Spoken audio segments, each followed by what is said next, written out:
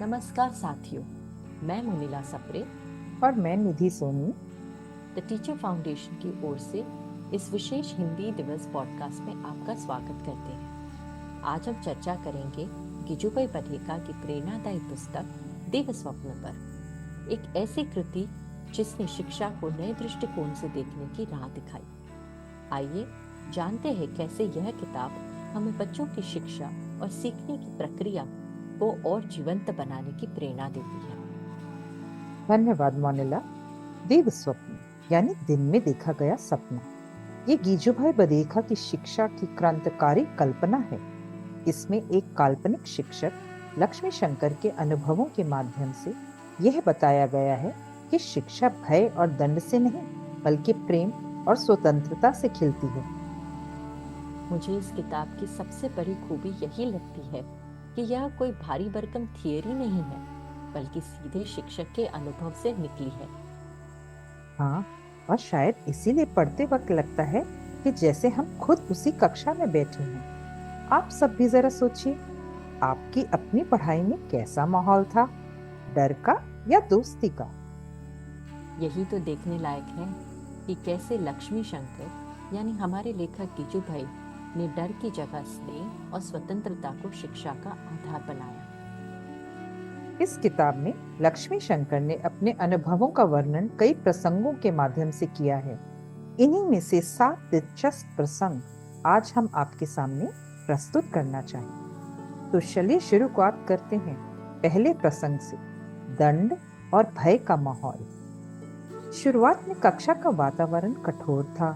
बच्चे चुपचाप डर के साए में बैठे रहते। जरा सी भूल पर छड़ी चलती। गीजूभाई लिखते हैं, डर के मारे बच्चे पढ़ते हैं, तो क्या ये पढ़ाई है? यही सवाल उनके भीतर बेचैनी जगाता है।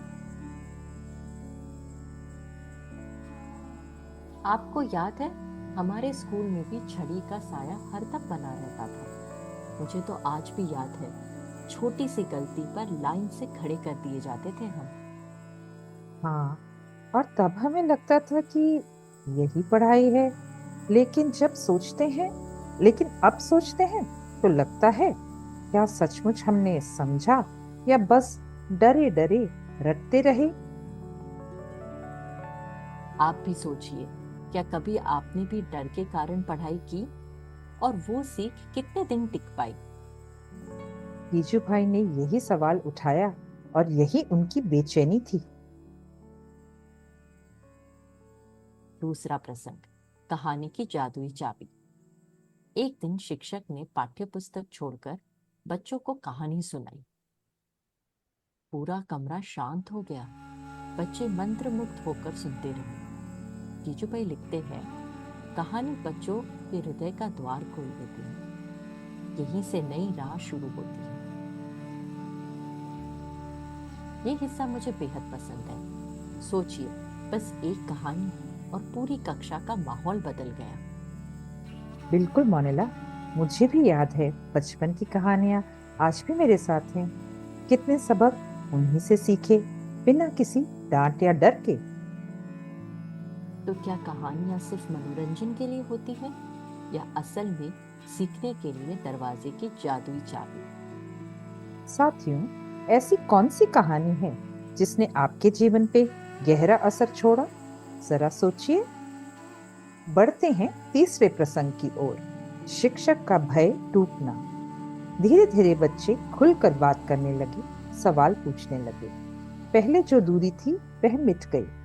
गुरु शिष्य का रिश्ता अब डर का नहीं, विश्वास और स्नेह का बन गया। यहाँ मुझे लगता है कि बदलाव सबसे पहले शिक्षक के भीतर हुआ। जब उन्होंने खुद डर छोड़ दिया, तभी बच्चों ने भी खुलकर सांस लेना शुरू किया। बिल्कुल सही। गुरु और शिष्य का रिश्ता बराबरी का बने, तभी शिक्षा खिलती है। वरना डर में तो रिश्ता केवल मालिक और नौकर जैसा हो जाता है। मुझे तो लगता है यही शिक्षा का असली सुधार है, रिश्तों का सुधार।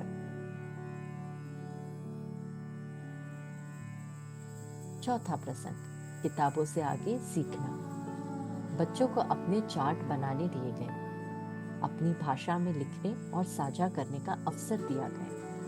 अब शिक्षा केवल किताब तक सीमित नहीं थी, बल्कि जीवन और अनुभव से जुड़ गई थी।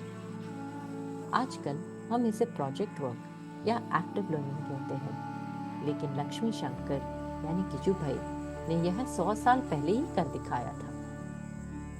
हाँ, और सबसे अहम बात, बच्चों को अपनी भाषा में सोचने और लिखने का मौका मिला। यही तो असली स्वतंत्रता है। बिल्कुल, किताबों से बाहर जाकर जो शिक्षा मिलती है, वही विद्यार्थियों के साथ जीवन भर जुड़ी रहती है।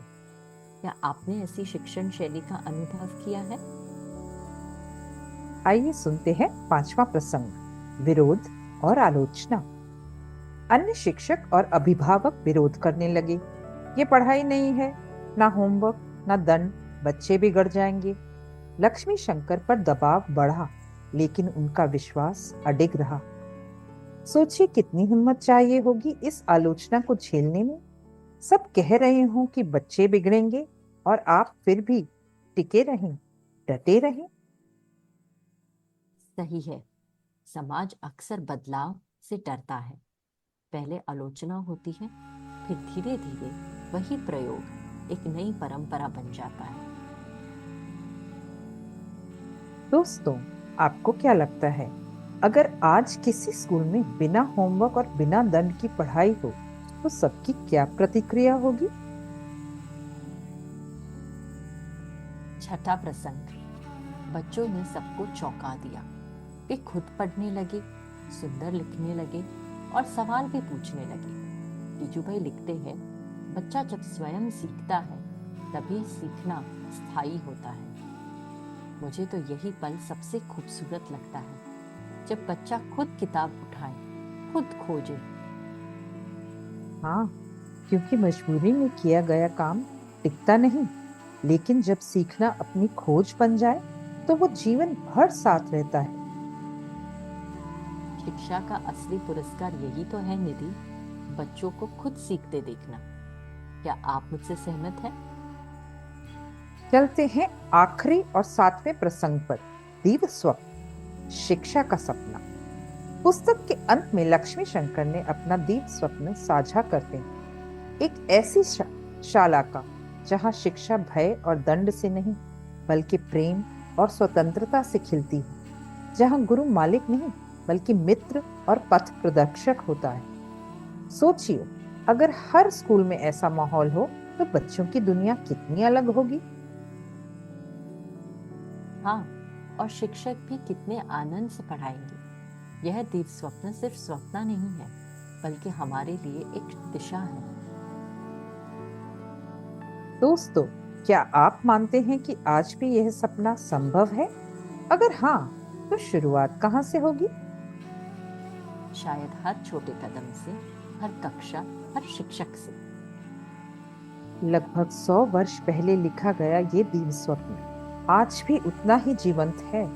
सवाल यही है, क्या हम सब मिलकर इस सपने को हकीकत बना सकते हैं? तो चलिए, यह जिम्मेदारी हम सबकी है, शिक्षक, अभिभावक और समाज की।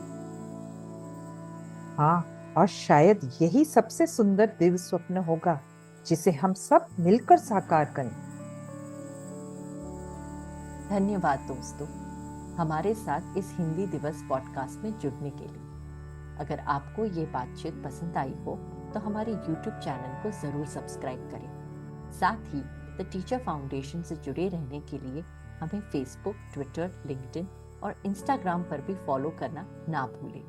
अगले एपिसोड में फिर मुलाकात होगी। तब तक के लिए अलविदा।